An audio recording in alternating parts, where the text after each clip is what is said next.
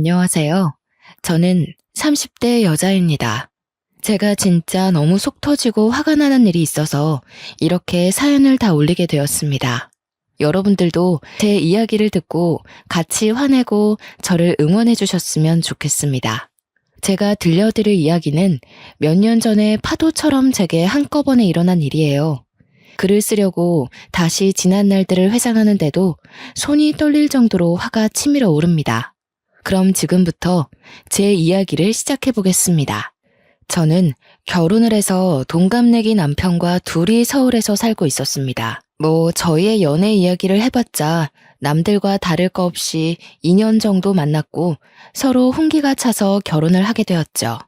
글쎄, 애진옥에 이런 집안인 걸 알았더라면 어떻게든 헤어지고 피했을 텐데 다시 생각해도 바보 같았습니다.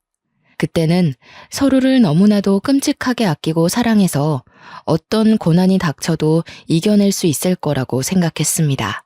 그래서 양가의 축복 아래 결혼을 했어요. 시댁은 강원도 아주 시골에 자리 잡고 있었습니다. 남편이 결혼 전에는 거리가 멀고 차편이 애매하다는 이유로 1년의 명절이나 시부모님 생신 이외에는 잘 가지 않았습니다. 연애할 때도 그래왔기 때문에 사실 결혼하고 나서도 그러면 된다고 생각했어요. 남편에게는 저희보다 5살 많은 신우가 있었습니다. 신우는 글쎄요, 자주 만난 적이 없었던지라 어떤 사람인지 모르고 결혼을 했죠.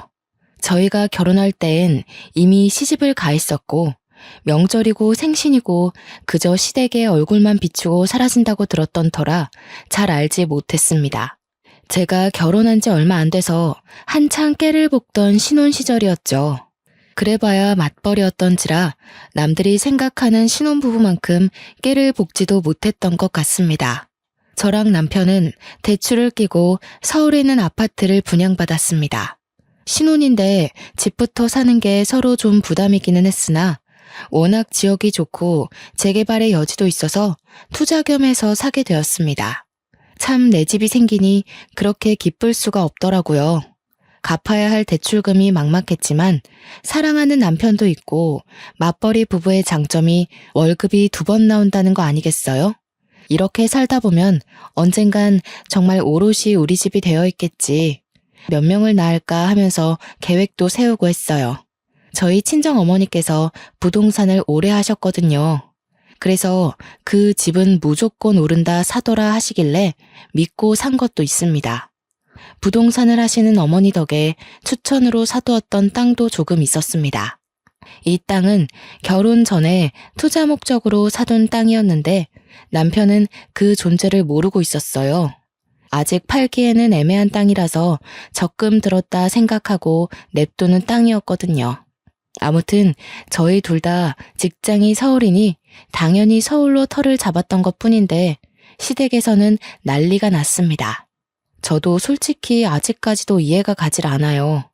서울에 터전이 있으면 당연히 집도 서울이어야 하지 않나요? 강원도로 오지 않고 친정 가까운 곳으로 집을 얻었다면서 시댁을 무시하냐고 난리가 났습니다. 아니, 집 살 때 이런 한 푼도 보태준 게 없으면서 왜 감나라 배나라 하는 건지 솔직히 어이가 없었어요. 강원도로 가면 당장 직장은 어떡합니까? 직장 때려치고 강원도로 간다고 치면 그럼 대출금은 누가 갚아주겠어요? 저는 시부모님께 솔직하게 말씀드렸죠. 시댁 식구 어렵다지만 시대도 바뀌었고 할 말은 하고 지내야 된다고 생각했어요. 그럼 저희 직장은 어떡해요? 당장 강원도로 오라는 말씀은 좀... 여자가 무슨 직장이야. 집에서 내조를 해야지. 그럼 저희 대출금은 그이 혼자서 갚으라는 소리예요? 아니, 너네 집 부동산 한다더니 땅도 조금 없드냐? 벌써부터 우리 아들 고생시키는 거야 지금? 꽤나 부자인 척 하길래 집도 턱턱 사주는 줄 알았더니 대출이라니. 알고 보니 남편이 대출받아서 산 집이라는 말도 안 했더라고요. 저는 첫 단추부터 삐걱거리는 느낌을 받았습니다. 하지만 이미 산 걸 어쩌겠어요? 부루마블도 아니고 팔겠습니다 하고 바로 팔 수 있는 것도 아니고요. 시어머니는 계속해서 말도 안 되는 고집을 부렸습니다. 저보고 남편이랑 같이 강원도로 발령받아서 오면 되지 않느냐고 하더라고요. 저는 기가 찼습니다. 발령이라는 게 제가 가고 싶다고 갈 수 있는 것도 아니고 안 된다고 계속 말하는데도 쓰잘데기 없는 고집을 부리면서 저한테 소리 지르는 것도 싫었고요. 저는 남편에게 이 이야기들을 전달하고 어머님께서 저런 식으로 우기면 전화도 안 받겠다고 엄포를 놓았습니다. 그 뒤로 어머니께서는 틈만 나면 제게 전화를 해서 주말에 강원도로 오라고 했습니다. 강원도도 춘천이면 지하철이라도 타고 가죠. 무슨 감자밖에 없을 것 같은 시골에 살면서 매주 주말마다 안 오냐 하시는데 미치는 줄 알았어요. 남편에게도 제가 몇 번이나 물어보았습니다. 아니, 자기, 결혼 전에는 1년에 서너 번만 갔다며? 근데 내가 결혼하고 나니까 또 마음이 바뀌셨나. 아무래도 며느리 자주 보고 싶어서 그런 거겠지. 자기가 워낙 싹싹하게 자라니까 그런 거 아니겠어? 내가 바보야? 나를 예뻐해 주시는 거랑 부려먹는 거랑 구별도 못하게? 부려먹다니, 우리 엄마 그런 사람 아니야. 정말 인터넷에나 보던 우리 엄마 그런 사람 아니야 소리를 제가 듣고 있더라고요. 저는 남편도 제 편이 아닌가, 정말 말 그대로 남의 편인가 싶었죠. 얘야, 우리 밭에 구황작물 캐야 하니까 주말에 오거라. 저 주말에 특근 있어서 이번 주는 어려울 것 같아요. 그이 말 들어보니까 주말에만 일일 알바하는 청년들이 마을회관 가서 신청하면 온다던데. 그렇게 해보세요. 얘야, 다음 주에는 우리 마을 이장님 생신이라 잔치가 있는데 와서 일손 좀 거들거라. 저희 친척 오빠 결혼식이라서 거기 가봐야 할 것 같아요. 설마 연고도 없는 어머님 댁 마을 이장님 생신 챙겨드리느라 친척 결혼식에 가지 말라는 소리는 아니시죠? 얘야, 이제 여름인데 강원도는 시원하니 주말에 와서 우리 밥도 좀 차려주고 쉬다 가거라. 저도 서울이 너무 더워서 그이랑 주말에 펜션으로 놀러 가려고요. 어머님도 아버님이랑 근교에 여행이라도 다녀오셔요. 저는 아주 눈치가 없는 척하면서 요리조리 잘 피해 다녔습니다. 하지만 그런 레퍼토리도 많지 않아서 매주 주말마다 피해 다닐 순 없겠더라고요. 남편 눈치도 솔직히 좀 보이기도 했고요. 그래서 하루는 큰맘 먹고 남편이랑 그 먼 강원도 산골까지 찾아갔습니다. 제가 오니 마치 벼르고 있었던 사람처럼 온갖 소일거리를 다 들고 오시는데 진짜 기절하는 줄 알았어요. 무슨 시래기를 말리자고 일일이 손질해서 넣어놓으라고 하질 않나. 매운 고추씨를 빼야 된다면서 눈물 콧물 다 쏟다 못해서 매운 기에 피부까지 따갑게 만들기도 했고요. 반나절 놀다가 집으로 가려고 했는데 저한테 몸빼 바지 쓱 던지면서 자고 가라고 하시더라고요. 남편은 아버님이랑 산책한다고 나가버리고 하나도 도와주지도 않고, 제가 평일에는 직장 다니면서 힘들게 일하고 주말에는 여기 와서 막노동을 하고 있다는 사실이 참 개탄스러웠습니다. 그래도 이렇게 한 번 하고 나면 몇 달은 잠잠해지겠지 싶어서 꾹 참았습니다. 몸빼 바지를 입은 저를 보고 한바탕 크게 웃은 남편에게 조용히 눈으로 욕을 했더니 입 다물더라고요. 설마 자고 가려는 생각인가 싶었는데 남편도 편한 옷으로 갈아입더니 저녁은 언제 먹냐고. 진짜 저 주둥이를 꼬매버리고 싶다는 생각만 가득했습니다. 그래도 일이 이렇게 된 거 성심성의껏 밥상이나 차려보자 싶어서 시골 된장 구수하게 된장찌개 끓이고 각종 나물들로 무침도 하고 선물로 사간 고기도 양껏 구웠습니다. 남편과 아버님은 맛있다고 엄지척 올리시면서 식사 잘하는데 어머님만 깨작깨작 하시더라고요. 어머님, 입맛에 안 맞으세요? 아니, 된장을 얼마나 풀어넣은 거냐? 찌개는 도무지 짜서 못 먹겠고 나물들은 손맛 하나 없이 싱겁고 고기는 이렇게 설렁설렁 구워서 핏물 다 나오는데 욕해서 이걸 우째 먹어. 이 고기는 진짜 비싸고 좋은 고기라서 살짝만 익혀 먹는 거예요. 된장찌개는 밥 비벼 먹기 딱 좋은데 나물은 제가 손맛이 좀 부족하긴 한가 봐요. 우리 아들이 매번 이렇게 맛없는 밥상을 끼니랍시고 먹었을 거 생각하니 내 속이 다 분하다. 그러길래 네가 강원도에 집을 얻었으면 내가 요리도 가르쳐주고 살림도 가르쳐주고 했을 거 아니니? 저는 그 말이 정말 기분 나빴습니다. 표정이 순식간에 굳자 남편이 숟가락을 놓고 시어머니께 애교를 떨더라고요. 아니야, 우리 여보가 나한테 얼마나 맛있게 밥 해주는데. 나는 아주 간이 딱 좋은데. 물론 나물이야 우리 엄마가 해준 게 더 맛있지. 안 되겠다. 내가 한 달에 2-3번씩 반찬해서 가져다 주고 너희 집 가서 자고 올까? 내가 차려준 밥이 훨씬 맛있지. 역시 세월의 손맛은 따라가기 힘들지. 아가, 내가 이제 가서 반찬도 해주고 살림도 좀 살펴주고 하마. 저는 정말 세상에서 가장 듣고 싶지 않은 소리였죠. 말이 좋아 반찬 들고 오신다는 거지 제 살림 하나하나 뜯어보겠다는 소리 아니겠어요? 저는 싫다고 거절도 못하고 아주 어색하게 웃으면서 대답했습니다. 어머니, 그래도 저희끼리 스스로 해야 나중에도 서로 맞추기 편할 것 같아요. 제가 알아서 노력해서 잘 해볼게요. 너무 걱정 마시고 어머님은 아버님이랑 즐겁게 주말 보내셔요. 완곡한 거절이었지만 시어머니는 포기하지 않은 듯 궁시렁거렸습니다.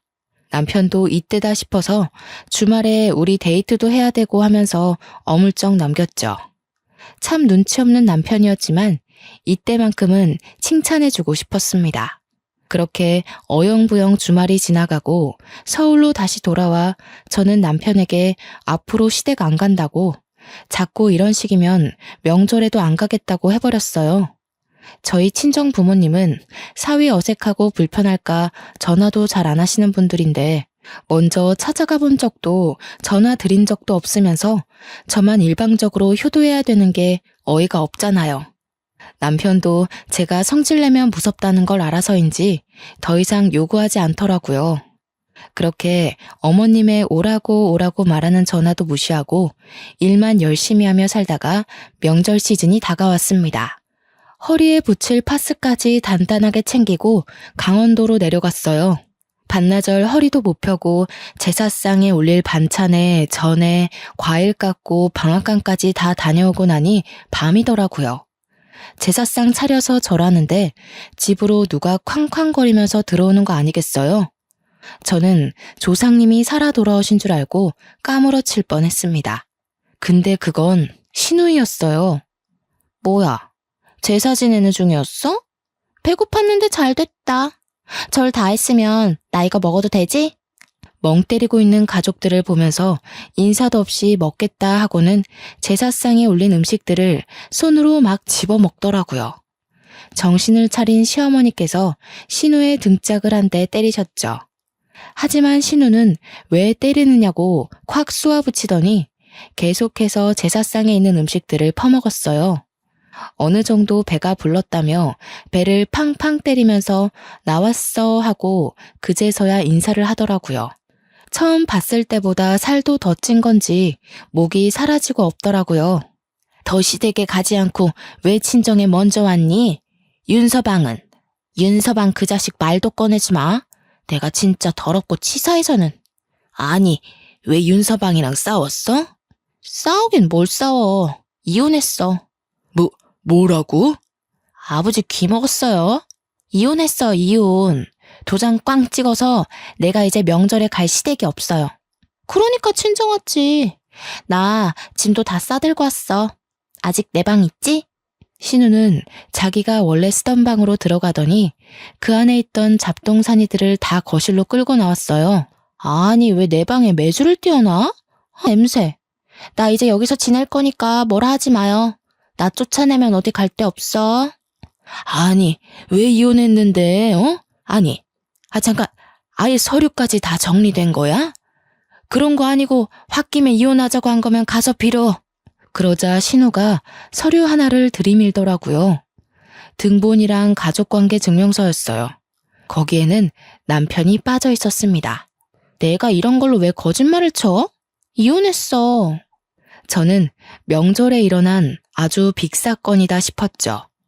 왜 이혼했는지 궁금했는데 차마 올케가 그런 걸 물어보기도 좀 그렇잖아요.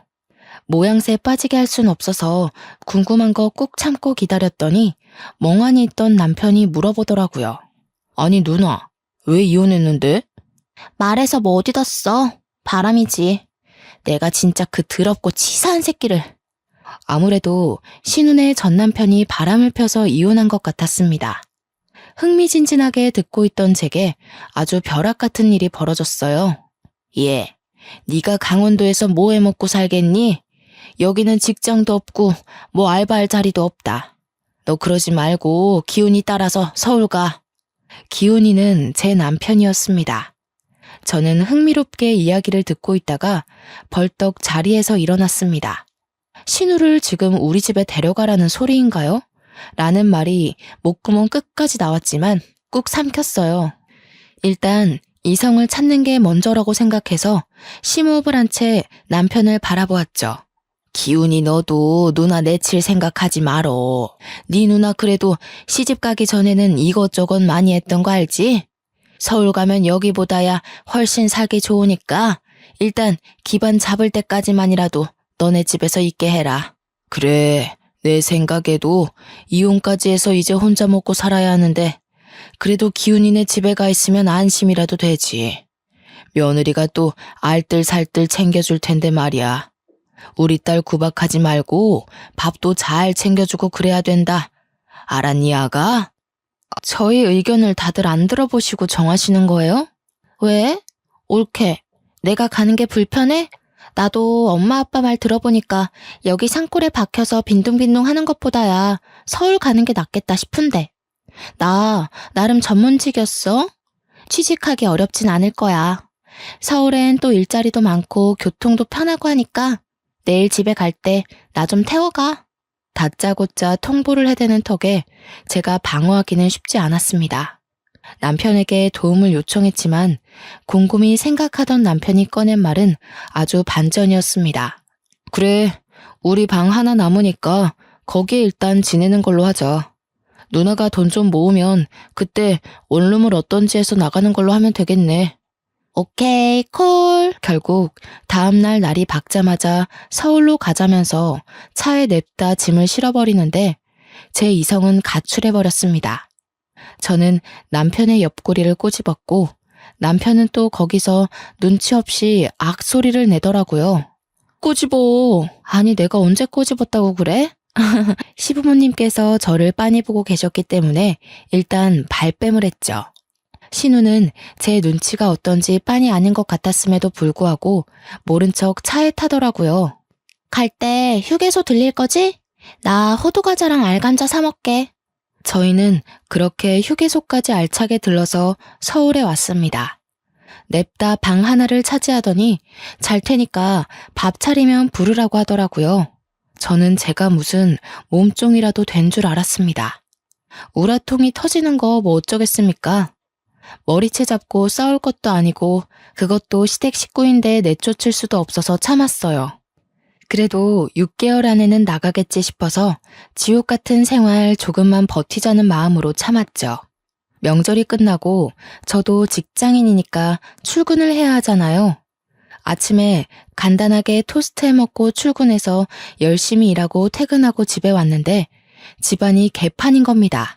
진짜 빨래가 수두룩하게 쌓여있고 점심 먹은 설거지도 하나도 안 해놨더라고요. 남편이랑 구워 먹으려고 사다 놨던 소고기도 야무지게 먹었는지 빈 꽉만 쓰레기통에 담겨 있는데 너무 화가 났습니다. 언니, 아무리 그래도 드신 건 정리를 하셨어야죠. 내가 오늘 좀 바빴어. 거기 빨래 보이지? 내가 며칠 동안 가방에 넣어놨더니 냄새 나더라. 그것 좀 빨아놔. 내일 입을 옷이 없어. 신우는 그 한마디 띡 던지고는 방에 들어가더라고요. 저는 빨래통 앞에서 한참을 서성이다가 신우 방문을 벌컥 열었습니다. 글쎄, 제가 회사 일을 다 마치지 못하고 집에 오면 사용하는 업무용 노트북으로 고스톱을 치고 있지 않겠어요? 어머, 그게 제 노트북이에요. 일할 때 쓰는. 그냥 방에 굴러다니던데. 내가 좀 쓸게. 내가 컴퓨터를 못 챙겨왔어. 거기에 업무 자료도 있어서 안 돼요. 이리 주세요. 자료? 아, 무슨 폴더에 서류 이렇게 써있던 거? 내가 게임 깔아야 되는데 용량이 없어서 그거 지워버렸는데. 저는 정신이 가출해버렸습니다. 그 안에는 연간 계획이며 재무제표도 들어있었고 회사 업무와 관련된 중요한 서류들도 백업되어 있었거든요. 저는 신우가 지워버렸다는 말에 놀라서 신우를 밀치고 노트북을 살폈어요. 정말 깨끗하게 지웠더라고요. 저는 일할 때 쓰는 중요한 자료인데 그걸 지우면 어떡하냐고 소리를 질렀어요. 저한테 물어보지도 않고 그걸 그냥 지우고 쓰시면 어떡해요. 그것도 고작 고스톱 치느라 지금 제 업무 손실이 어떤지 아세요? 나 기훈이한테 물어봤는데 그냥 쓰라길래 쓴 거야. 저는 남편에게 전화를 걸었습니다. 남편이 퇴근 중이라며 조금만 기다리라고 하더라고요. 집에 들어서자마자 남편에게 슬리퍼를 집어던졌어요. 너 지금 내 동생한테 뭐 하는 짓이야? 당신이 내 노트북 써도 된다고 했어? 누나가 인터넷으로 뭐 좀 할 거 있다고 해서 쓰라고 했지. 왜 오자마자 슬리퍼를 던지고 그래? 무슨 일 있어? 고스톱 게임 하시느라 내 업무 서류를 다 포맷해버렸어. 이거 어떡할 거야? 내 자료들 다 어디서 복구하냐고. 옳게. 웃긴다. 그거 회사 가면 다 있는 거 아니야? 그리고 그렇게 중요한 걸 개인 노트북에다가 저장해두면 안 되지. 옳게 횡령하고 그러는 거 아니지? 저는 그걸 말이라고 하는지 슬리퍼를 던졌다고 화가 난 남편은 신우 말에 동의하면서 저에게 그렇게 중요한 자료면 미리 USB에 넣어놔야 하는 거 아니냐고 했어요. 솔직히 틀린 말은 아니지만 어차피 저 혼자 쓰는 노트북이고 업무 이외에는 쓰지 않아서 안일하게 생각했었죠. 그 사건은 해결되지 않은 채 제가 회사에서 업무를 2배 더 보는 걸로 마무리가 됐습니다. 하지만 신우짓은 여기서 멈추지 않았습니다. 욕실 개수구에 자기 머리카락이 잔뜩인데 그거 하나 제대로 치우지도 않았고요. 설거지는 당연하고 밥 한 번 차려놓은 적이 없었습니다. 맞벌이 부부인 우리가 퇴근하고 오면 오늘은 뭘 먹을 거냐고 배고프다고 빨리 밥을 하라고 시키더라고요. 자기는 집에서 놀고 먹고 하면서 생활비 한 푼 안 보태는데 밥까지 차리라고 하니까 정말 시어머니를 모시는 것 같았습니다. 그뿐만이 아니었습니다. 빨래를 돌리는 건커녕 빨래통에 빨래를 내놔도 양말은 다 뒤집어져 있고 흰 옷이고 검은 옷이고 속옷이고 다 한꺼번에 섞어놓고 팬티에는 생리가 묻어있는데도 떡하니 펼쳐놓았더라고요. 아니, 생리대도 제 거 가져다가 팍팍 쓰는데 진짜 하나하나 아까워서 미치겠더라고요. 언니는 취업 준비하고 계신 거 맞아요? 내가 왜? 아니, 취업할 거라고 서울 와놓고서는 내가 왜? 라고 묻는 게 정상입니까? 결론은 취업 준비고 나발이고 아무것도 안 하면서 집에서 고스톱이나 치고 있다는 소리 아니겠어요? 저는 진짜 너무 열이 받았습니다. 처음에 약속하셨잖아요. 서울에서 취직하고 싶다고. 그래서 보증금 얻을 동안만 우리 집에 있기로요. 취업이 뭐 그렇게 쉽나? 그러니까요. 준비를 제대로 하셔야죠. 준비도 안 하고 맨날 고스톱만 치고 있으면 취직이 되나요? 아니 올케. 왜 이렇게 빡빡하게 굴어 가족끼리? 너네가 애가 있는 것도 아니고 식구 하나 들었다고 뭐 생활비가 엄청나게 차이 나는 것도 아니잖아. 기훈아, 네 마누라가 이러는데 내가 지금 당장 나가기라도 해야 되니? 그래, 당신 생활비도 그동안 넉넉하지 않았어? 우리가 둘 다 돈도 벌고 하는데 누나가 뭐 먹으면 얼마나 먹고 전기랑 물 쓰면 얼마나 쓰겠어. 지금 그걸 말이라고 해? 우리는 낮에 집에 그동안 없었으니까 쓸 일이 없었지. 그 신우는 맨날 있잖아. 맨날 고스톱 치느라 노트북 쓰고 덥다고 선풍기 꺼내 틀고. 그거 해봐야 얼마나 쓴다고. 그냥 내가 밥도 대충 있는 걸로 알아서 먹고 할 테니까 나 신경 쓰지 마. 어떻게 신경을 안 써요? 아니 그렇게 신경이 쓰면 용돈이라도 주고 말하던가. 제가 용돈을 왜 드려요? 도대체 언제 나가실 거예요? 이거 봐. 나 내쫓는 게 목적이었네. 아니 내가 무슨 잔소리를 했어 어쨌어? 내가 신우짓 한 것도 없는데 왜 그래? 어차피 내 남동생네 집이고 방도 하나 남고 가족끼리 서로 도와야 하는 거 아니야? 남는 방 아니에요. 저희 애기 가지면 애기가 쓸 방이에요. 그래서 지금 뱃속에 애라도 들었니? 애도 없잖아. 이럴 때만 애 타령하지. 우리 엄마 아빠가 애 가져라 할 때는 돈 벌어야 돼요 하더니 속 보인다 너? 그러더니 아주 앞으로 힘들게 해줄 수도 있다면서 큰 소리 뻥뻥 치고는 방으로 쏙 들어가 버리더라고요. 진짜 고구마 한 200개는 먹은 것 같은 답답함이 온 몸을 휘감았습니다. 남편은 제게 누나 고집은 절대 못 꺾는다면서 말을 너무 심하게 한 거 아니냐고 했어요.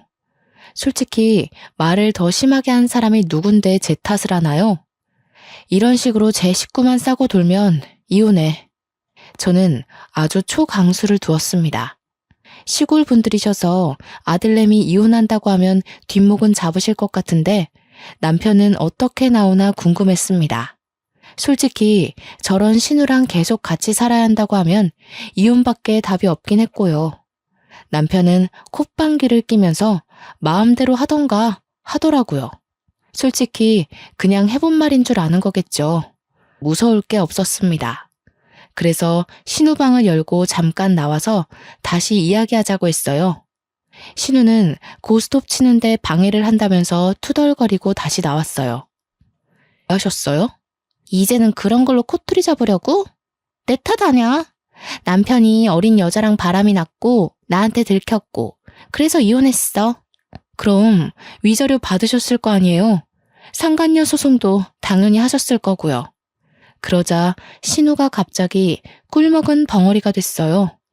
위자료까지는 생각 못했는지 남편이 신우를 채근하더라고요. 그래. 받았어. 3천 받았다 3천. 그 돈 다 어쩌시고 돈 없어서 여기서 지내겠다고 하시는 거예요? 3천만 원이면 월세 보증금 하고도 남아요. 아니 나는 뭐 돈 쓸 데가 없겠어? 누나, 솔직하게 말해. 돈 다 어디다가 썼어? 어디 빚이라도 있었어? 아니면 뭐 명품 중독이야? 아니야. 고스톱 하느라 썼어. 저거 돈 충전해서 치는 거란 말이야. 그래서 따면 진짜 현금으로 바꿔줘. 내가 아주 크게 한번 따려고 싹 다 꼬라박았는데 휴지돼서 사라진 거지. 누나 미친 거 아니야? 이제부터 언니도 저희 집에서 생활하시려면 생활비 보태세요. 신우는 그 말에 아주 곡소리를 내면서 가족끼리 너무한다고 그러는 거 아니라고 소리를 꽥 질렀어요. 당연히 수중에 가진 돈이 한 푼도 없으니까 생활비를 보탤 수 없겠죠. 그러면 취직이라도 하던가. 한심하게 위자료 받은 거는 전부 도박에 날리고 이러는 꼴이라니. 제가 한심해 죽겠다는 표정으로 신우에게 쏘아대니 신우도 열이 받았는지 두고 보라고 했지? 하면서 시어머니에게 전화를 걸었습니다. 제 눈앞에서 울면서 서러워서 못 살겠다는 둥 며느리가 이래도 되냐고 시댁 무서운 줄 모른다고 하소연을 하더니 시어머니께서 당장 가겠다고 하시더라고요. 저는 이 시간에 어떻게 오겠냐고 자러 갈 준비를 했어요. 저는 내일도 출근을 해야 했으니까요. 새벽 1시에 소란스러워 문을 열었더니 시어머니께서 진짜 오셨더라고요. 저와 남편은 자다 깨서 깜짝 놀랐고 씩씩거리는 시어머니가 저를 확 밀치셨어요. 저는 중심을 잃고 뒤로 크게 넘어졌습니다. 신우는 안 자고 있었는지 거실에 나와 낄낄거리고 있더라고요. 저는 수치심과 더불어 억울한 마음에 시어머니께 뭐 하는 짓이냐고 소리를 질렀습니다. 시댁 무서운 줄도 모르고 이것이 우리 기정이한테 무슨 짓이야? 뭐? 생활비를 보태라고 해? 너네 서울에서 직장 생활한다고 강원도도 안 내려오면서 무슨 우리의 돈까지 받아쳐먹으려고? 저는 무슨 죄가 있어서 신우를 모시고 살아야 돼요? 설거지도 안 해, 빨래도 안 해. 자기가 씻고 난 머리카락 정리 한 번을 안 하는데 저는 무슨 몸종이에요? 뒤치다꺼리만 해주게. 생활비 내라는 게 왜요? 놀고 먹으니까 못 내는 거지. 취업 준비도 안 하고 위자료로 받은 3천만 원도 고스톱에 꼬라박는 사람인데요. 어머님이 데려가세요. 제가 사실만 말하자 시어머니는 할 말이 없는지 갑자기 주저앉아서 엉엉 우시기 시작했어요. 신우와 남편도 그런 시어머니 옆에 찰싹 붙어서 편을 들더라고요. 너 어른한테 싸가지 없이 그게 무슨 말버릇이야? 그것도 남도 아닌 우리 엄마한테. 너 이런 식으로 나오면 너도 이혼남 될 줄 알아. 이혼이라는 말에 시어머니께서 욕을 한 사발이 뱉으면서 제 머리채를 잡으셨습니다. 저는 머리카락이 쥐어뜯기는 와중에 저희 친정 부모님께 전화를 걸었어요. 살려주세요 하면서 전화를 걸자 새벽 2시가 다 되어가는 시간인데도 무슨 일이냐며 한달음에 신혼집으로 달려오셨습니다. 저는 머리가 산발이 되어 있고 시어머니와 신우도 씩씩거리고 있고 남편은 일 크게 만든다며 저를 나무라더라고요.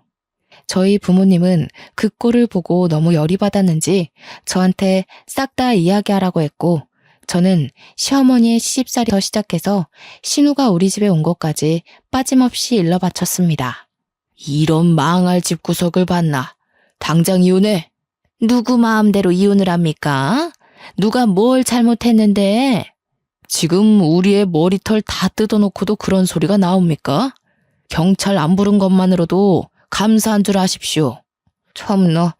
그럼 이혼하더라도 할 건 확실하게 하자. 너 그 땅값 많이 올랐더라? 그것도 반반하는 거지? 땅? 무슨 땅? 내가 깜빡 속았지 뭐야. 얼마 전에 일이 있어서 등기부등본 떼보니까 제 명의로 땅이 있더라고, 하남에. 알짜배기라서 값도 엄청 올랐던데 그것도 반으로 나눠. 아니, 그건 우리 딸 시집 오기 전부터 가지고 있었던 건데 왜 나눠? 재산이 있는 거 숨기고 대출받아서 집 샀잖아요. 그 땅만 팔았어도 대출금 안 갚아도 되는 건데 속인 게 맞으니 내놔야죠. 그거 팔아서 내 피부 관리샵 내면 되겠네. 그러면 이혼도 안 해도 되는 거 아니야? 나는 샵 운영하면서 수익금 나면 생활비 내면서 여기서 살고 나 취직도 하는 거고 다 좋은 거 아니야? 언니 머리에 똥만 가득 찼어요? 내가 그걸 팔아서 왜 언니 가게를 내줘요? 우리 집 대출금도 갚고 있는 마당에. 요망한 기집애. 재산이 있으면서도 그게 아까워서 숨기고 우리 아들 뼈 빠지게 일한 돈으로 대출금을 갚으라고 시켜? 아들만 대출금 갚았나요? 저도 같이 갚고 있거든요. 이 집 공동명의예요. 아주 개판으로 싸움이 나자 저희 어머니께서 저를 말렸습니다. 어차피 결혼 전에 받은 재산이기 때문에 나누지 않아도 된다고 정 그러면 변호사라도 선임하겠다고 했어요. 시골 분들이니 변호사 이야기 나오자 시어머니께서 입을 꾹 다무시더라고요. 저는 남편에게 친정에 가 있을 테니 이혼 서류 준비하라고 했습니다. 말했다시피 집은 공동명의니까 이혼해도 딱 반으로 나눠. 팔아서 대출금 갚고 남은 돈 반으로 가르자고. 알겠어? 저는 친정 부모님과 함께 짐을 싸서 친정으로 피신했고요. 다음날 정신이 들었는지 미안하다고 잠이 덜 깨서 상황 파악을 못한 것 같다고 비는 남편에게 소용없다고 했습니다. 남편은 친정까지 찾아와서 빌었지만 저희 아버지께서 소금을 뿌려 쫓아냈고요. 합의 이혼 안 해준다는 말에 결국 변호사를 선임했고 조정기간 동안 협의가 잘 돼서 아파트는 제가 말했던 대로 처분하기로 했습니다. 맘 같아서는 위자료까지 받아내고 싶었지만 그러면 소송기간이 길어질 수 있다는 변호사의 말에 포기했습니다. 저는 법원을 나와 저를 붙잡으려던 남편을 뿌리치고 똑똑히 들으라며 말했어요. 너랑 살았던 그 3년 남짓한 시간이 아주 지옥이었어. 너네 누나한테도 가서 전해. 그깟 인터넷 고스톱에 3천만 원을 쓸 정도 도박 중독이라고. 그거 꼭 치료받으라고. 알겠어? 저는 저를 기다리고 있는 아버지의 차에 올라탔고 이혼 절차가 마무리되자마자 핸드폰 번호도 바꾸어 버렸습니다. 남편 번호도 차단해버렸고요. 시댁과 관련된 모든 번호를 차단했습니다.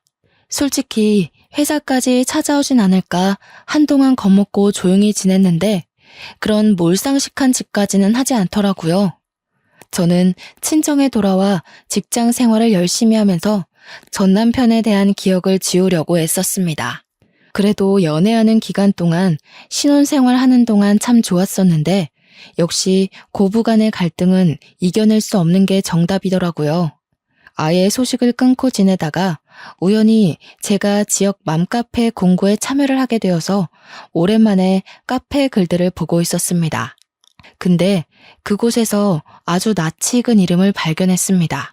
바로 신우의 이름 권기정이었어요. 권기정 피부관리샵을 고발합니다. 라는 글이 있어서 홀린 듯이 들어가 보니 정말 신우가 피부관리샵을 냈었더라고요. 무슨 돈이 있어서 피부관리샵을 냈는지는 모르겠지만 아마도 아파트를 판 돈이 아니었을까 싶습니다. 그 아파트 급 처분하고 대출금까지 갚고 나누느라 사실 얼마 되지 않은 돈이었지만 그래도 2억 정도는 수중에 들어왔었거든요. 그 돈으로 신우가 원하던 피부관리샵을 차려줬나 봅니다. 하지만 글 내용은 썩 좋지 못했어요. 피부갈굼 소독도 제대로 안 하고 관리가 되지 않아 녹이 쓴 기구도 있었다. 화장품도 에스테틱에서 사용하는 고가의 제품이 아닌 어디 시장통에서 팔 법한 싸구려 크림으로 관리하더라. 그러면서 돈은 비싸게 받았다.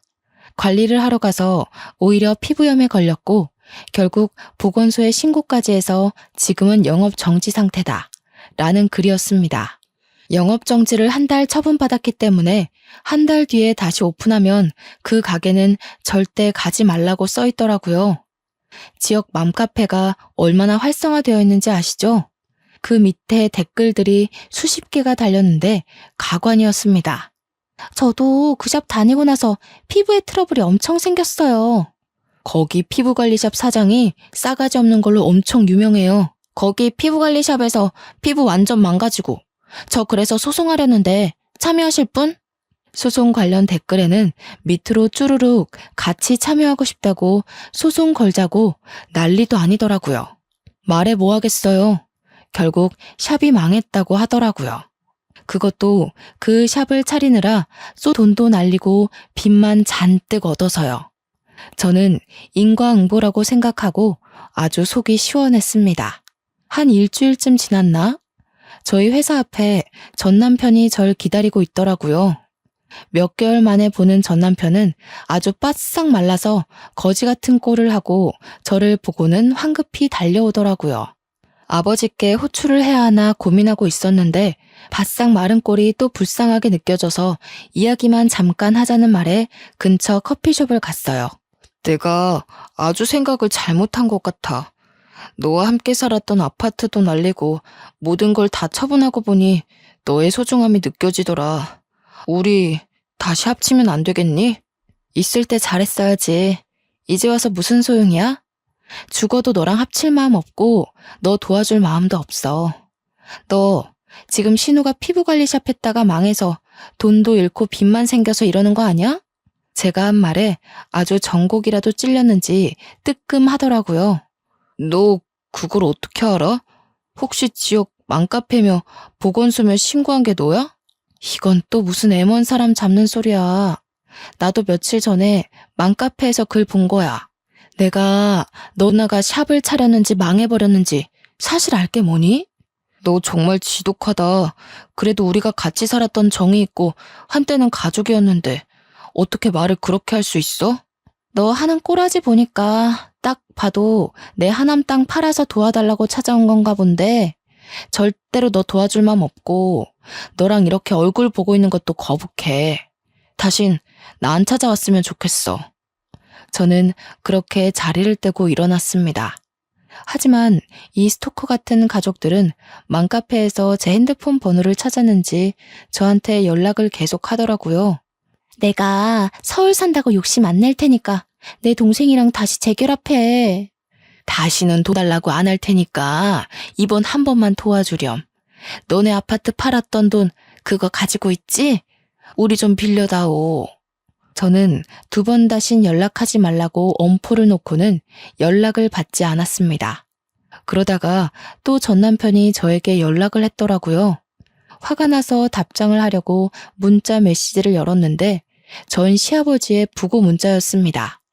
전 시아버지는 신우가 보증금 좀 해달라고 하도 바락바락 물고 늘어져서 무리해서 집 담보로 1억을 대출해줬는데 알고 보니 그 돈으로 신우가 고스톱을 친 거였어요.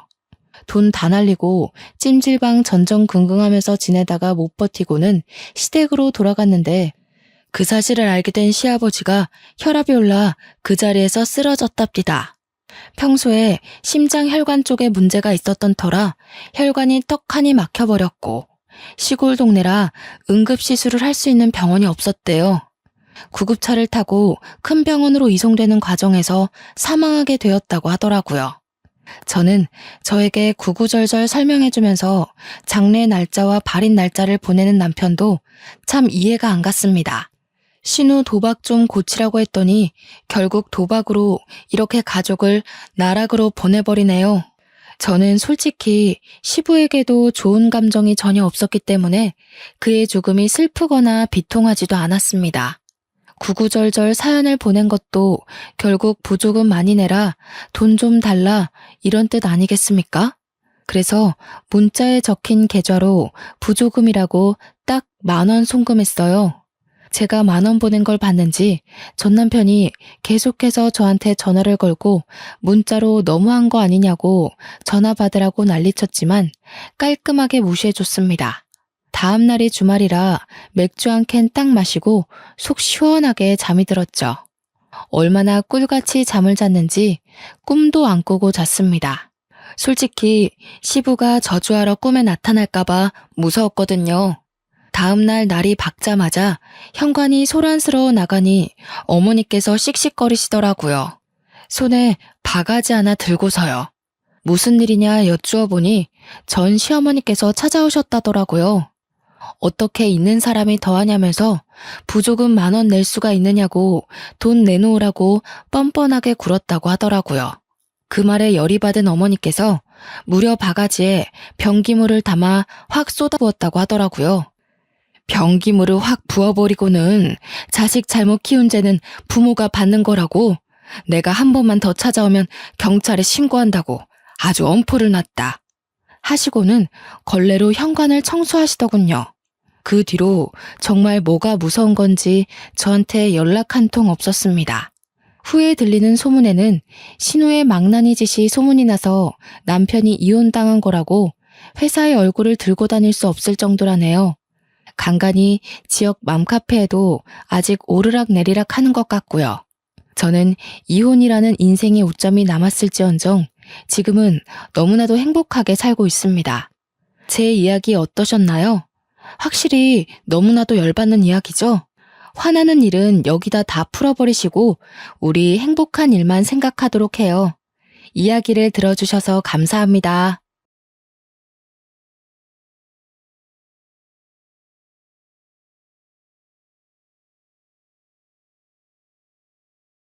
어떻게 인사를 시작해야 할지 어색하네요. 항상 사연을 듣기만 하다가 이렇게 글로 적어보게 되니 이상한 기분도 들고요. 안녕하세요 하고 인사로 이야기를 시작하면 될까요? 간단하게 제 소개를 드리겠습니다. 저는 40대 후반을 달려가는 아이 엄마입니다. 우리 아버지께서 나이 40 중반에 얻으신 아주 귀한 딸이나 다름없죠. 늦둥이 중에서도 아주 늦은 늦둥이라 저에게 언니 하나 오빠 하나 있는데 둘 다 20살 이상 차이가 납니다. 저희 아버지는 국가유공자이십니다. 엄청나게 어린 나이에 6.25 전쟁을 겪으시고 당시 징병 나이가 아님에도 불구하고 국군을 도와 국가를 위해 싸우셨다고 하셨습니다. 자세한 사정은 모르지만 나라를 위해 응당해야 할 일을 하셨다며 다리에 입은 총상을 아주 자랑스럽게 생각하셨습니다. 그 덕에 국가유공자로 인정을 받으셨죠. 전쟁통이 끝나고 언니와 오빠를 낳아 키우면서 안 해본 일이 없을 정도로 고되게 사셨다고 했습니다.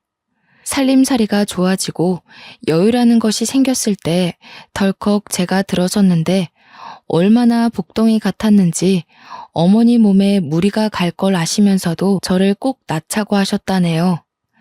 극진한 가족들의 보살핌 아래에서 저는 무사히 태어났고 나이 차이가 많이 나는 오빠와 언니에게 둘러싸여 사랑만 받고 자랐다고 했습니다.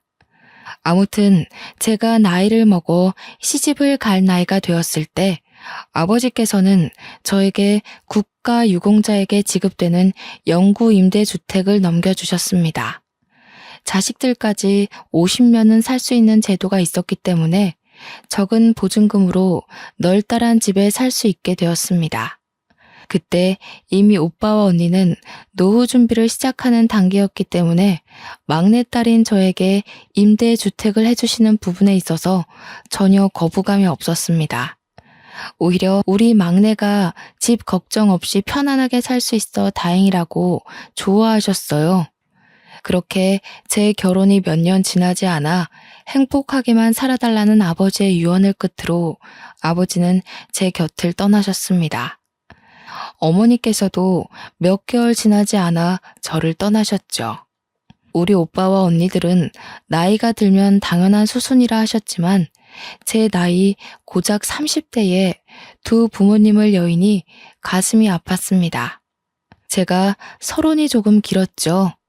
이제 몇 년 전 저에게 일어난 아주 황당한 사건에 대해 이야기를 해보려고 합니다.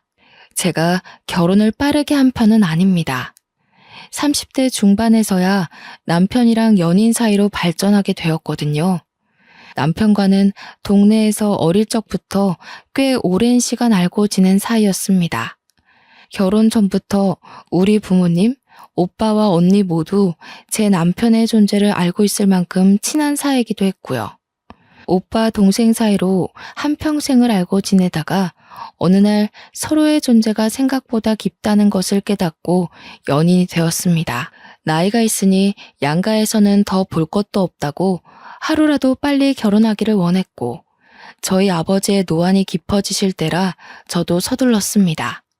제가 남편과 결혼한 지 1년쯤 지났을 때 제 뱃속에 새 생명이 찾아왔어요. 오랜 시간 기다린 만큼 양가의 축복을 받으며 새 생명의 존재를 확인할 수 있었습니다. 그런데 제 임신과 거의 동시에 남편의 하나뿐인 남동생인 도련님이 시댁에 폭탄을 터뜨렸어요. 바로 혼전 임신을 시켰다면서 결혼을 하겠다고 한 거예요. 시부모님은 너무나도 당황스러워 하셨습니다. 물론 도련님 또한 결혼할 나이가 되긴 했지만 개혼한 지 1년 만에 혼전 임신을 했다며 빨리 결혼을 해야겠다고 재촉하는 도련님을 보고 어이가 없으셨겠죠. 결혼식에 한두 푼 들어가는 게 아니잖아요. 게다가 도련님이 그간 누구보다 성실하게 살아왔던 터라 속도 위반을 했다는 사실 자체가 충격적이었던 것 같아요. 도련님이 결혼을 하겠다고 하니 시부모의 근심을 늘어났죠. 저희가 결혼하면서 돈이 꽤 들어갔는데 노후 준비도 제대로 시작하지 못한 시댁에서 둘째 아들에게 바로 또 돈이 들어가야 한다고 하니 결국 도련님에게는 제대로 된 지원을 해주지 못했습니다. 우리야 집을 친정아버지 덕에 좋은 조건으로 들어왔지만 그 동네 자체가 집값이 엄청 비싼 동네는 아니었거든요. 주거 인구가 꽤 많고 아이들이 많이 사는 동네였어요. 약간 신혼부부들이 주거하기 좋은 동네라고나 할까요? 학원이나 학교도 잘 되어 있고 주변 인프라도 괜찮은 편에 속하지만 도로 교통은 조금 애매한 그런 동네요. 버스나 지하철을 타려면 최소 15분은 걸어야 하는 애매한 동네라 집값이 잘 오르진 않았습니다. 그래서 그런지 도련님도 저희 동네를 주시하는 것 같더라고요. 저한테 근근히 좋은 집 없냐고 물어보기도 했고요. 하지만 시댁에서는 그만큼의 여유조차 없었기에 저는 어떻게 대답을 해야 할지 애매했습니다. 결국 도련님네는 원룸에서 신혼생활을 시작하게 되었어요. 자세한 사정은 모르지만 동선에도 지원을 해줄 상황이 못 된다고 하네요. 시댁에서 어찌어찌 결혼 준비부터 집까지 알아서 하라며 딱 8천만 원 지원해 주신 걸로 알고 있는데 그 돈으로 결혼식 올리고 원룸에서 월세살이 하는 걸 보면 동선의 친정의 지원은 하나도 못 받은 거나 마찬가지겠죠. 저는 남편과 함께 가까운 동남아로 태교여행도 다녀오고 아이를 출산하기 위한 준비를 열심히 했습니다. 임산부를 위한 요가 수업도 다니고 태교 꽃꽂이도 배우면서요. 남편은 은근슬쩍 도련님을 도와주고 싶어 했지만 남편이 그렇게 돈을 많이 벌어오진 못했어요. 제가 태교에 집중할 수 있었던 건 오롯이 친정의 도움이었습니다. 우리 오빠와 언니 모두 대단한 부자거든요. 형부가 IT 기업 대표로 있고 20살 많은 오빠는 대기업 임원이시고요. 막내가 임신했다고 하니 손 하나 까딱하지 말라며 몸에 좋다는 건 물론이고 아이를 위한 태교까지 책임을 져주셨습니다. 그렇게 호화로운 임신 생활을 누리고 있는데 동선에는 원룸에서 생활하며 전전긍긍하니까 동서가 얼마나 저를 질투했겠어요. 아무튼 동서의 배가 불러오자 원룸 생활을 더 이상 이어갈 수 없겠다고 생각했는지 우리 동네로 이사 오고 싶다고 딱 이야기하더군요. 그러면서 집값을 막 물어보는데 아무리 동네 교통이 불편해서 집값이 안 오른다고 해도 서울 집값 잘 아시잖아요. 게다가 제가 살고 있는 아파트는 대단지라서 꽤 값이 나갔어요. 평수도 38평으로 꽤 컸거든요. 도련님이 가진 돈으로는 택도 없어서 저는 눈을 좀 낮추시라고 빌라를 소개해드렸습니다. 좀 노후되긴 했지만 방 2개에 거실이 꽤 잘 빠져서 아이를 키우면서 편할 것 같았어요. 어차피 돈 모을 거 생각하면 빌라 전세도 나쁜 선택은 아니었으니까요. 시부와 남편이 몰래 돈을 조금 더 보태주겠다고 했고요. 그런데 동서가 저한테 엄청나게 비아냥거리는 겁니다. 형님은 아파트 살면서 우리는 빌라에 살아라 이거예요? 동서, 내가 언제 아파트와 빌라 비교해가면서 너네는 빌라에나 살아라 했어. 아니, 우리도 아파트 살고 싶은데 지금 빌라만 추천해 주시잖아요. 그것도 엄청 오래돼서 녹물 나올 것 같은 그런 곳만요. 동선의 사정 생각해서 얼추 부담 안 가는 곳으로 알아본 거야. 나도 만삭인데 이거 알아보러 돌아다닌다고 배 땡기고 다리 붓고 그랬는데 너무한 거 아니야? 적당한 운동을 하셔야 애도 잘 나오죠. 형님 매번 앉아서 하는 꽃꽂이 같은 것만 하시던데 그거 다 사치예요. 우리 언니가 시켜준 태교인데 왜 지가 나서서 사치 부린다고 하는지 이해가 안 갔습니다. 그냥 제가 하는 모든 일이 눈꼴시라서 트집을 잡고 싶어 하는 걸로만 보였어요. 저는 한숨을 푹 내쉬면서 동서가 이해할 수 있도록 설명을 다시 해주었어요. 동서, 대출을 많이 받아봐야 도련님 혼자 감당 못하니까 하는 소리지. 그 빌라 내부 봤어? 생각보다 넓어서 괜찮을 거야. 가진 금액 생각해서 이사를 해야 할 거 아니야. 말 나온 김에 형님네 부부 모아둔 돈 있으면 좀 빌려주세요. 가족끼리 어려울 때 서로 돕고 그래야 하죠. 남편이 분명 몰래 도련님을 도와준 걸로 알고 있었는데도 저렇게 뻔뻔하게 나오니까 짜증이 나더라고요. 같은 임산부라 험한 말하기도 싫고 최대한 감정을 배려해주고 싶었는데 마치 우리 남편이 돈 빌려준 걸 모르는 것처럼 저렇게 나오니까요. 저는 입을 꾹 다물었어요. 솔직히 아이를 키우기 위해 예전부터 드러났던 적금도 있고 여윳돈을 좀 마련해주긴 했지만 그건 아이한테 쓰려고 한 돈이니까요. 도련님네 도와주려고 허리띠 졸라매고 모은 돈은 아니잖아요. 우리도 집에 들어갈 만큼 큰 여윳돈은 없지. 그럼 형님, 아파트 담보대출 안 돼요? 들어보니까 아주버님이 평생 사는 집이라고 하시던데. 그럼 자가라는 이야기잖아요. 저도 아파트 살고 싶단 말이에요. 형님네 아파트 상가도 엄청 잘 되어 있고 놀이터도 좋던데. 솔직히 저희 아파트가 대단지라서 상가에 있을 건 다 있고 놀이터도 한두 개가 아니라 각 동을 마주보고 있는 사이마다 있었거든요. 평생 살 집이라고 하니 임대 아파트라고 생각은 못하고 저희 명의 아파트인 줄 알았나 봐요. 동서는 그때부터 아이처럼 조르듯이 저한테 대출 좀 받아주세요. 아파트 살고 싶어요. 하면서 땡깡을 부렸어요. 막말로 제 친동생도 아니고 저한테 살갑게 굴었던 사람도 아닌데 저렇게 때만 쓰니까 더 꼴보기 싫더라고요. 동서, 그러면 공공임대주택 같은 거 한번 알아봐봐. 요즘 신혼부부 대상으로 많이 공급도 하고 있고. 뭐라고요? 임대주택? 그거 기초생활수급자들이나 가는 그런 데 아니에요? 거지도 아니고 어떻게 그런 곳에 살아요? 그게 무슨 소리야. 누가 임대주택 산다고 거지라고 그래? 요즘 적은 보증금에 위치도 좋고 아파트에 살 수 있고 관리비도 적어서 얼마나 인기가 많은데 너무 구시대적 발상 아닌가요? 누가 요즘 임대주택 산다고 거지거지합니까? 임대주택에 사는 게 돈 버는 거라고 솔직히 알게 모르게 은근히 부러워한단 말이죠. 집값이 미쳐있는 식당에 대출받아서 덜컥 샀다가 집값 떨어지기라도 하면요.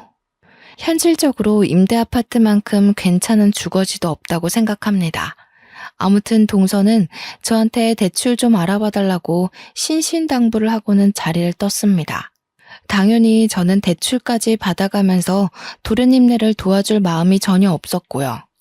그 정도라면 시댁에서 해줘야지 솔직히 저희가 해줄 필요는 없지 않나요? 먼저 마음에서 우러나오는 것도 아니고. 아무튼 그렇게 우야무야 잘 넘어간 줄 알았는데 시댁 식구들 죄다 모여 밥 먹는 자리에서 동서가 또 징징거리더군요. 진짜 귀에 피딱지가 않는 것 같은 기분이었습니다. 저도 언제까지 원룸에서 살 순 없잖아요. 이제 우리 똘똘이도 나올 건데 원룸에서 어떻게 애를 키워요? 그래, 너네 보증금 그래도 한 1억은 가지고 있지 않느냐? 전세 대출 받고 해서 지방으로 내려가는 것도 나쁘지 않을 것 같은데. 둘째 너네 회사에 지방 전출도 신청할 수 있지 않아? 아버님, 서울에서 살아야지 어떻게 지방을 내려가라고 하세요. 우리 아이 교육 생각하면 당연히 서울이죠. 저도 형님처럼 아파트에서 살고 싶단 말이에요. 얘가 무슨 다 커서 땡깡을 이리 피운담? 아파트 살고 싶으면 대출을 알아보던 다른 방법을 찾아야지. 친정에서는 못 도와준대? 시모가 기분이 상했는지 친정을 들먹이자 동서의 입이 합주기가 되더라고요. 저와 남편은 그냥 말없이 밥만 먹었어요. 제가 도와주겠다는 말이 없자 동서가 저를 흘겨보면서 시모한테 또 조르더라고요. 저도 형님처럼 아파트 살고 싶은데 솔직히 형님한테는 집 구할 때 얼마 주셨어요? 이도 입 딱 다물고 아무 소리 안 해주는 거 있죠? 예, 우리가 해주긴 뭘 해줬다고 그러니? 큰애네 집은 큰애네 친정에서 해주신 거야. 너도 큰애처럼 살고 싶으면 임대주택 알아봐. 그게 제일 편하다더라. 형님도 그렇고 어머님도 그렇고 왜 자꾸 임대주택 하시는 거예요? 그거 거지들만 사는 데 아니에요? 거지라는 표현이 나오자마자 온 가족이 동서를 바라보았어요. 동서는 뭐가 문제인지 잘 모르는 것 같았습니다. 참다 못한 남편이 동서에게 한마디 콱 쏘아주었어요. 재수씨, 말이 좀 이상하네? 우리가 거지야? 동서는 남편의 말에 의중을 곰곰이 생각하더니 눈을 크게 뜨고는 저와 남편을 번갈아가며 보았습니다. 입가에 슬며시 웃음을 짓더니 믿기지 않는다는 듯 저에게 물어보았어요. 형님네 임대 아파트예요? 한 건 잡았다는 그 표정을 얼마나 즐거웠으면 숨기지도 못했을까요? 저는 그냥 말없이 고개를 끄덕였어요. 그러더니 어머머 하면서 유난을 막 떠는 거예요. 어머머, 정말 상상도 못했네. 아파트 가졌다고 유난 떨더니 임대였어요? 동서, 내가 언제 유난을 떨었다고 그런 식으로 말을 해? 저한테 그 형편의 빌라도 감지덕지라는 식으로 말하셨잖아요. 어쩐지 대출 좀 해서 도와달라니까 임대라서 못해준 거였구나? 시부모는 큰 소리 내지 말고 밥이나 먹으라며 동서를 따끔하게 혼냈어요. 평소 같으면 주눅 들어서 징징거릴 텐데 제가 임대 아파트 산다는 게 그렇게 즐거운 일인지 내내 하면서 밥을 먹더라고요. 도련님은 저한테 안 사람이 진짜 대출 이야기를 물어봤었느냐며 사과를 하더라고요. 어차피 대출 받아줄 수도 없고 그럴 마음도 없었다고 됐다고 했습니다. 우리 도련님은 참 성실하고 착한 사람인데 어쩌다 저런 철없는 여자와 결혼까지 하게 된 건지 도련님 팔자를 스스로 꼰 거라고 밖에 할 말이 없더라고요. 물론 동서가 나이가 어려서 그런 거라고 생각하려고 했죠. 저랑도 거의 10살 차이 가까이 나니까요. 그런데 날이 가면 갈수록 나이가 어려서 철이 없다 뿐만 아니라 원래 성격이 베베 꼬이고 남 깎아내리기 좋아하는 것 같더라고요. 아무튼 어찌 더 마련한 건지 결국 동서는 우리 동네 빌라로 이사를 오게 되었어요. 빌라는 싫다 더럽다 하더니 돈에 맞춰 살아야지 어쩌겠어요. 이사 준비까지 다 마치고 한 동네 살면서 저는 동서를 은근 피해 다녔습니다. 동서를 길에서 만나면 골치가 아플 것 같았거든요. 둘 다 만삭이니 출산 시기가 비슷했어요. 그런데 동서가 먼저 진통이 오기 시작한 거예요.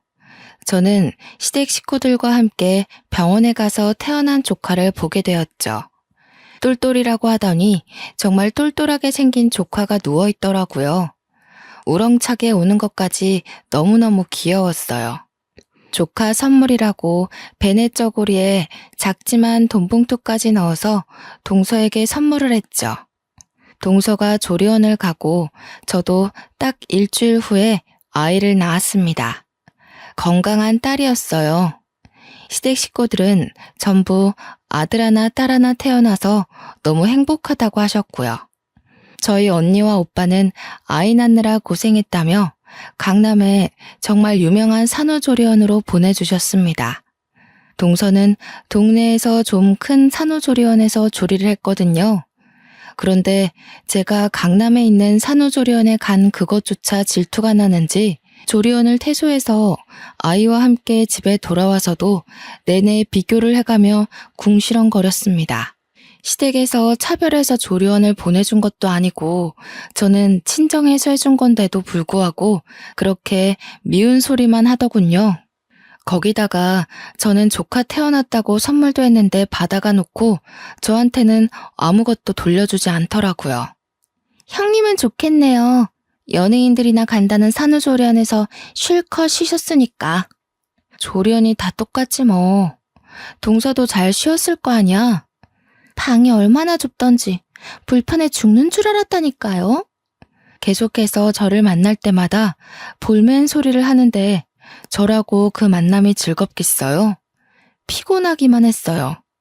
저는 아이 핑계를 대고 동서가 만나자고 할 때마다 피해 다니기 일쑤였습니다.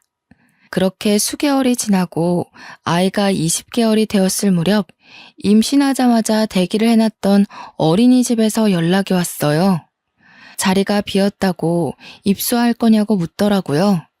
저는 프리랜서로 웹디자인 일을 하고 있었는데 형부네 회사에 이름을 올려놓았던 터라 맞벌이 가구로 되어 있었거든요.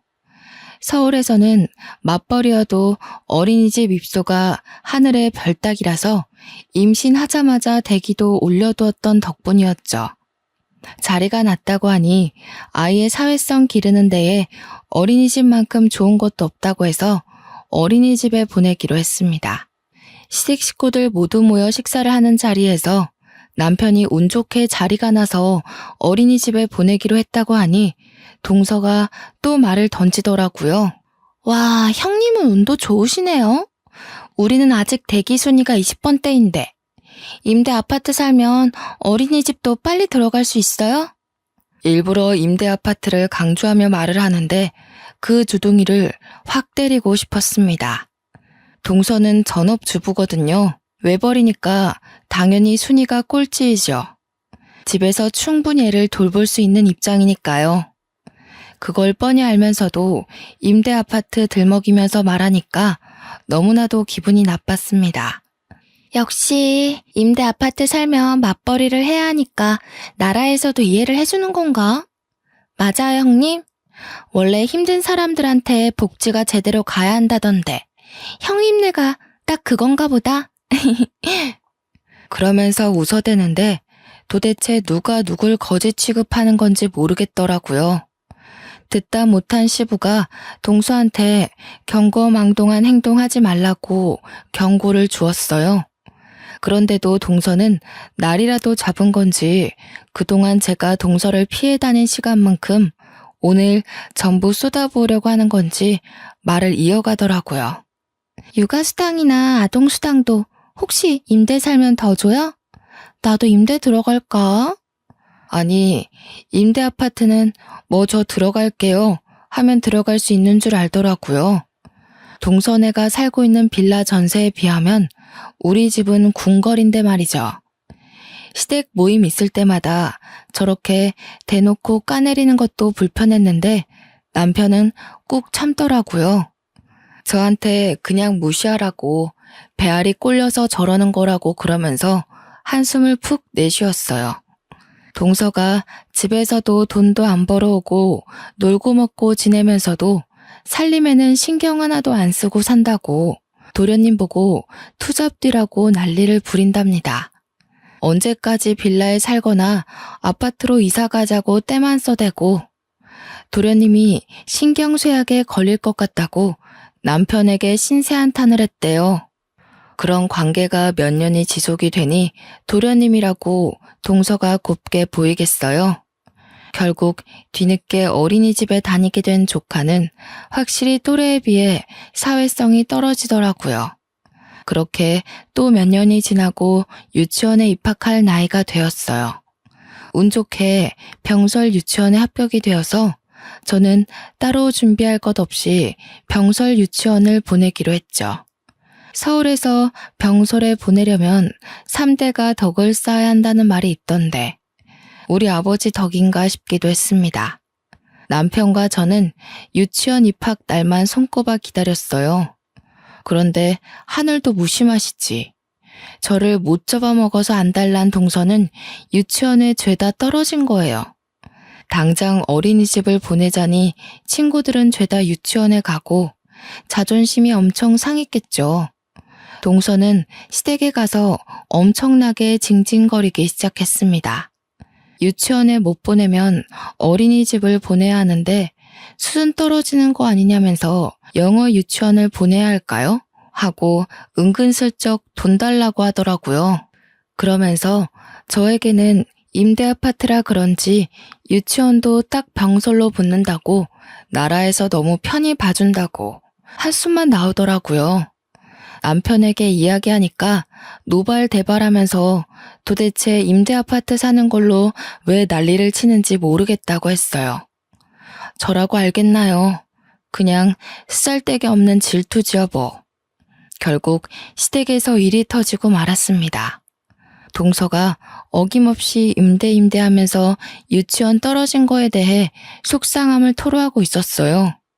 그러다가 시부에게 영어 유치원을 보내고 싶다고 조르고 있더라고요. 형님네는 임대 살아서 병설도 턱턱 붙는데 우리 애는 어떡해요? 영어 유치원이라도 보내야 하지 않겠어요? 월 150만 원이라는데 좀 도와주세요. 원래 돈 있는 할아버지가 손주한테 팍팍 써야 애 기도 살고 그러죠. 시부도 어이가 없었어요. 월 150만 원이 누구네 집 개 이름이냐고 하면서 동서를 나무랐습니다. 남편도 자꾸 임대하지 말라고 한 소리 하자 동서가 어차피 다 우리 세금으로 먹고 사는 거 아니냐고 덧붙이더군요. 저는 뒷목 잡고 쓰러지는 줄 알았습니다. 제가 웹디자인 일을 하면서 형부네 회사에서 이름을 올려두고 있다고 했잖아요. 4대 보험 혜택도 받고 하느라 간간히 일 도와드리면서 혜택을 받고 있는 거였는데 형부가 월급도 주시거든요. 한 달에 2주일 정도 재택에서 근무하는데 돈 한 푼 안 주고 어떻게 부려먹냐면서요. 저랑 남편이 벌어오는 돈만 따지면 한 달에 600만 원 정도 돼요. 그렇게 버는 저희도 월 150만 원이 부담돼서 영어 유치원은 생각도 안 했는데 동선에는 심지어 외벌이잖아요. 도련님 혼자 월 300만 원 조금 넘게 벌어오는데 월급의 반을 유치원비로 쓰면 생활은 어떻게 하겠어요? 철이 없어도 저렇게까지 없을 수 있나 싶어 그냥 모르쇠로 일관했습니다.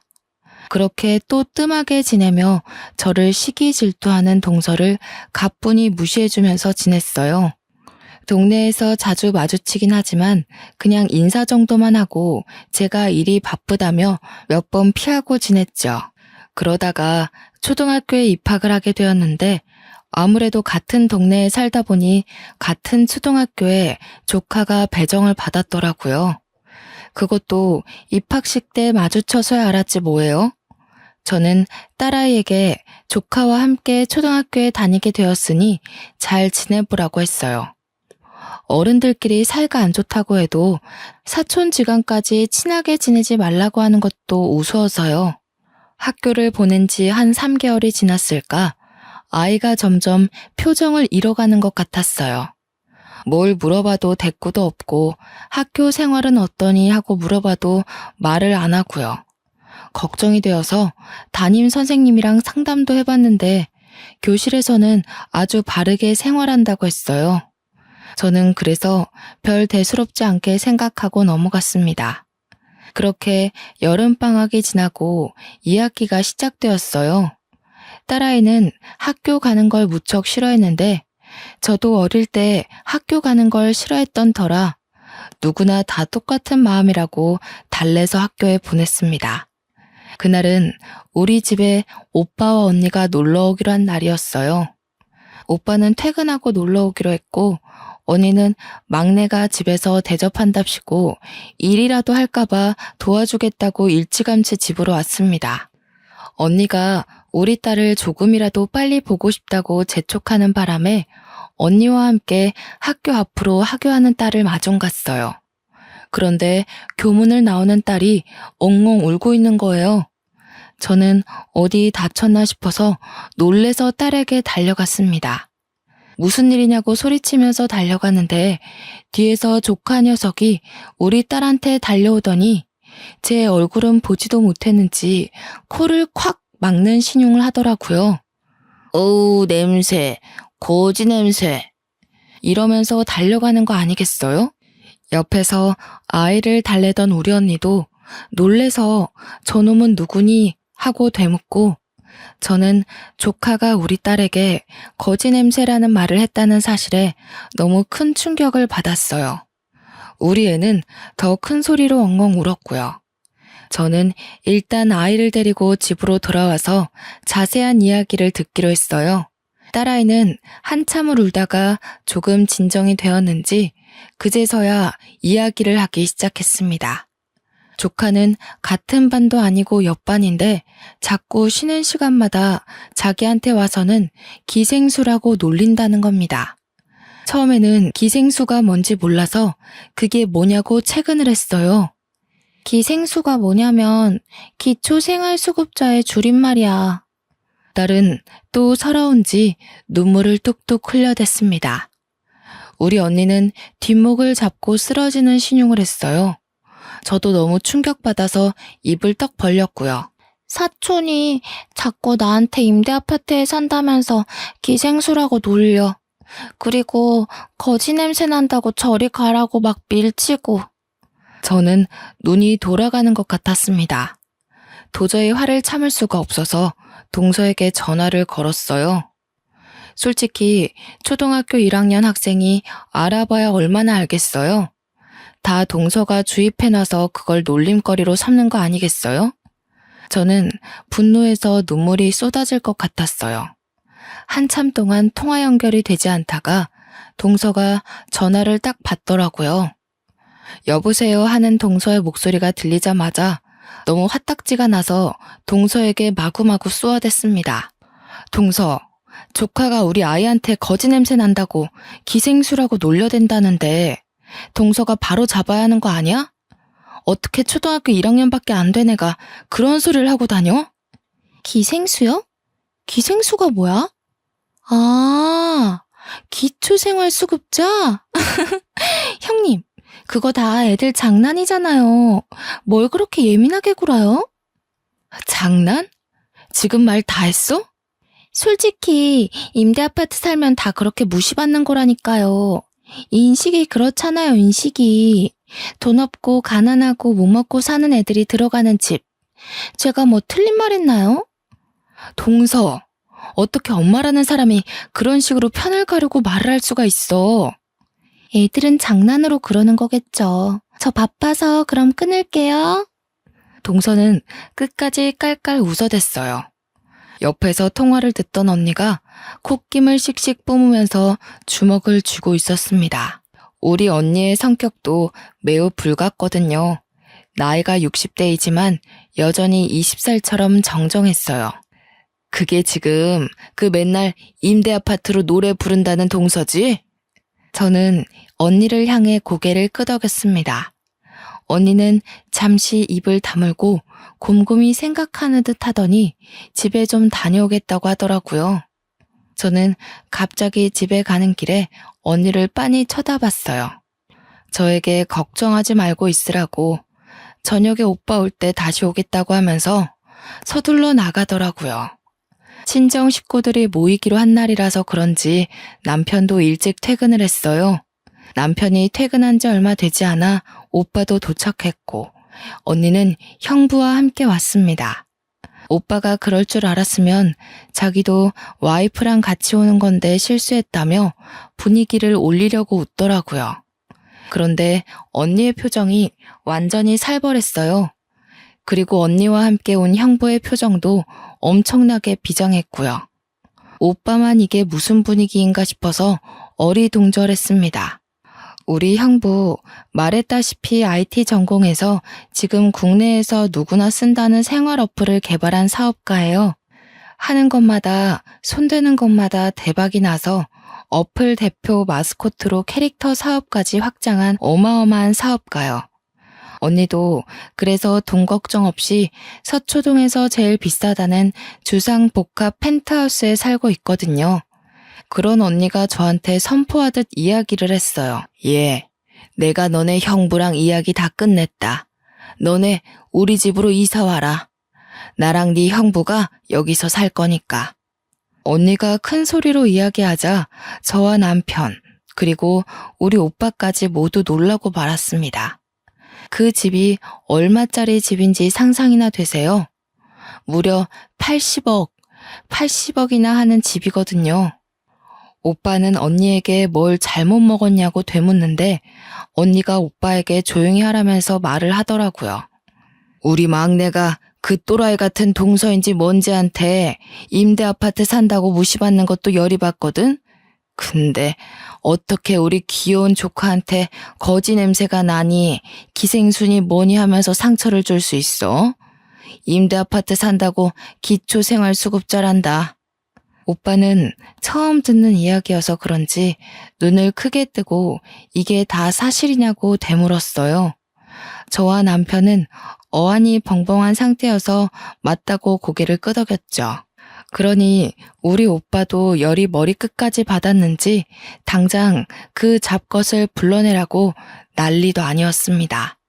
누가 보면 우리 언니 오빠가 제 부모님인 줄 알겠더라고요. 내가 다른 건 몰라도 우리 막내만큼은 업어 키운 사람이야. 이런 취급받는 건 막내뿐만 아니라 우리 집안을 무시하는 거지. 절대로 용납하고 묵인하면 안 돼. 그러더니 당장 짐 싸라고 짐 바꾸자고 했어요. 남편은 언니에게 처형네 집 짐도 많을 텐데 이 좁은 집에서 어찌 사시겠냐고 말렸습니다. 그러자 형부가 남편에게 걱정하지 말라고 자식들 다 키워서 독립도 시켰고 이제 큰 집은 너무 심심하고 조용해서 못 살겠다고 하더라고요. 시세 차이만 해도 20배는 날 것 같은데 무슨 소리냐고 저도 언니를 말렸죠. 그러자 언니가 시세 차이가 뭐가 중요하냐면서 콧방귀를 팽 끼더라고요. 어차피 명의 바꾸자는 거 아니니까 김칫국 마시지 말라고. 저한테 여유 있게 농담도 던졌어요. 저제도 서초동 한복판에서 강남 학군 즐기면서 살아봐. 기생충이니 기생순이 그딴 소리 하는 것들 확 밟아주라고. 나도 서초동 거기 길 막혀서 운전하기도 힘들었고 여기서 사는 게 더 좋겠다고 생각해. 그리고 장인어른께서 물려주신 집이잖아. 그래, 맞다. 그 말 틀린 거 하나 없다. 애 교육시킨다고 생각하고 강남 학군에서 학교도 보내고 학원도 보내고 해. 아이 교육에 환경이 얼마나 중요한지 알지? 돈 걱정은 하지 말고. 친정 가족들이 모두 든든하게 제 편을 들어주니 눈물이 날 것 같았어요. 남편은 염치 없지만 그렇게까지 생각해 주신다면 이사를 가야겠다고 하더군요. 오빠가 잘 생각했다면서 가전도 가구도 싹 바꿔주시겠다는 거예요. 우리 오빠가 대기업 임직원으로 있는데 계열사 업체들 전부 직원 할인 받아서 바꿔줄 수 있다고 하시면서요.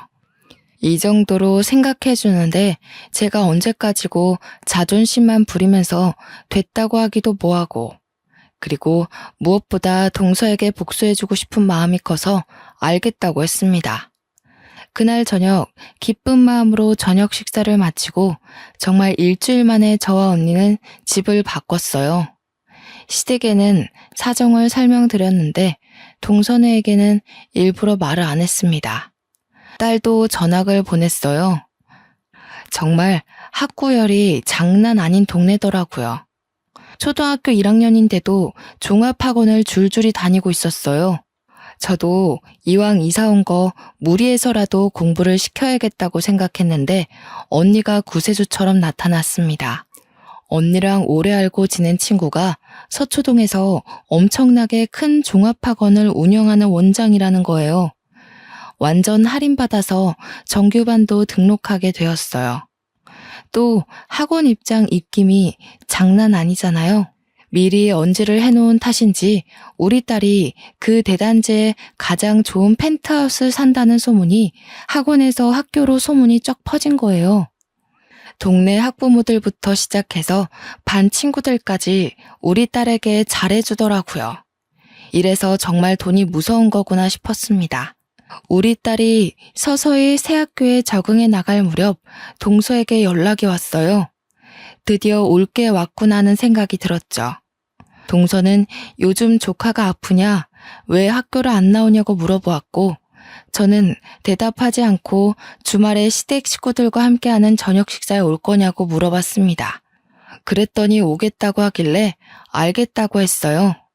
저는 시부모님에게 집들이도 할 겸 저희 집으로 오시라고 했습니다. 동서에게는 말을 하지 않았고 도련님에게 주스만 드렸어요. 딸아이에게도 조카에게 당당해지라고 말을 해두었죠. 시부모님이 먼저 도착해서 집 구경을 하시는데 동서네가 왔더라고요. 조카 녀석이 현관문을 열고 들어오면서부터 우리 딸아이를 보고는 기생수, 거지 냄새 이러는 거예요. 동서는 그런 조카의 입을 황급히 막았지만 이미 시부모님은 다 들어버린 뒤였죠. 기생수의 거지 냄새라니 뭔 소리냐? 아니야, 아버님. 예, 엄마가 그런 소리 하지 말랬지. 아니, 엄마가 쟤한테 기생수라고 부르라고 시켰잖아. 학교에서 볼 때마다 냄새 난다고 하라고. 동서가 시킨 거였어? 우리 임대 아파트 산다고 기초생활 수급자라고 부르라고 시킨 거야? 이미 시부모님도 저희에게 설명을 들어서 다 알고 계셨지만 모르는 척 하시면서 엄청 놀란 듯이 동서를 나무랐어요. 정말 그런 소리를 하고 다닌 게야? 하면서 사방팔방에서 동서를 공격해대니 무척 당황한 것 같더라고요. 아니, 제가 틀린 말 한 것도 아니잖아요. 남의 집에 초대해놓고 임대 아파트 살면서 이건 또 무슨 허세예요? 하루 빌린 집이에요? 주제 파악 좀 하고 살아. 고작 2억짜리 전세 빌라에 대출 끼고 새들어 살면서 누구 보고 기생수라는 거야. 어머머, 이제서야 본색을 드러내시네. 그래도 우리 집은 임대는 아니거든요. 시부모님도 열이 받았는지 동서에게 막 뭐라고 하시고 도련님도 경멸 어린 시선으로 동서를 바라보았어요. 조카만 동서 다리에 딱 매달려서 울먹거리고 있었습니다. 동서, 계속 기생수 하지 마. 지금 동서가 와 있는 이 펜트하우스 이제 우리 집이거든? 여기로 이사와서 집들이 하려고 부른 거야. 집값 레벨로만 따지면 동선에는 우리한테 비비지도 못하지. 누가 누구 보고 기생수래? 이 집으로 이사 오셨다고요? 어떡해요? 여기도 임대예요? 펜트하우스인데? 임대는 무슨, 우리 친정에서 해주셨어. 애 교육도 제대로 시키라고. 동선에도 친정에다가 해달라고 하면 되겠다. 제가 친정 이야기를 꺼내자 동선은 다시 입을 꾹 다물었어요. 그러자 이때다 싶었는지 시모가 동서에게 진짜 첫째네한테 기생수라고 한 게 맞냐고 물으면서 너무 실망이라고 했습니다. 안 그래도 너네 전세 계약 끝나간 데서 집 좀 어떻게 도와줘 보려고 했는데 꼴도 보기 싫다. 앞으로는 알아서들 잘 살고 얼굴도 보지 말자. 어떻게 가족한테 그런 말을 할 수 있니? 동서는 무척 당황해했고 시모는 그런 동서를 무시하고 저에게 미안하다 재차 사과했습니다. 밥맛도 떨어진다고 같은 밥상에서 밥도 먹기 싫다고 하시면서요. 동서는 이런 분위기가 너무나도 수치스러웠는지 도련님도 버리고 애만 데리고 집을 뛰쳐나왔습니다. 그제서야 도련님도 저한테 너무 면목 없다고 여러 번 사과했고요. 솔직히 그 사과 받아주고 싶지 않아서 대꾸도 안 했지만요. 동선애가 사라지고 시부모님은 그제서야 너무나도 잘했다고 이렇게나 마음고생할 일이 생길 줄 몰랐다고 하셨어요. 그렇게 제가 차린 집들이 음식까지 다 드시고서야 정말 잘했다, 사돈댁에 감사하다고 꼭 전해달라고 하시며 집으로 돌아가셨습니다. 사이다 복수 제대로 하고 나서 언니와 오빠에게도 제대로 자랑했네요. 언니가 그래도 애 교육을 위해 살아보라고 한 건 진심이라고 더 살라며 배려해줘서 애가 학교 다닐 동안은 이 호화로운 집에서 지낼 것 같네요. 그러면 여기까지 동서를 혼쭐 낸 제 이야기는 끝입니다. 다들 어땠나요? 요즘 돈 때문에 사람 무시당하는 건 일도 아니라던데. 어린 동서가 저런 식으로 자식 교육 시키는 걸 보면 우리 아이들의 미래가 너무나도 걱정되더라고요. 엇나가는 아이들을 바로 잡아주는 게 부모의 역할인데 벌써부터 못된 말만 가르치고. 그래도 여기에 지난 이야기를 써보니 참 속이 시원합니다. 요즘 다시 쌀쌀해지는 나이에 감기 조심하시고 다들 행복하셨으면 좋겠습니다. 귀한 시간 내서 제 이야기 들어주셔서 감사합니다.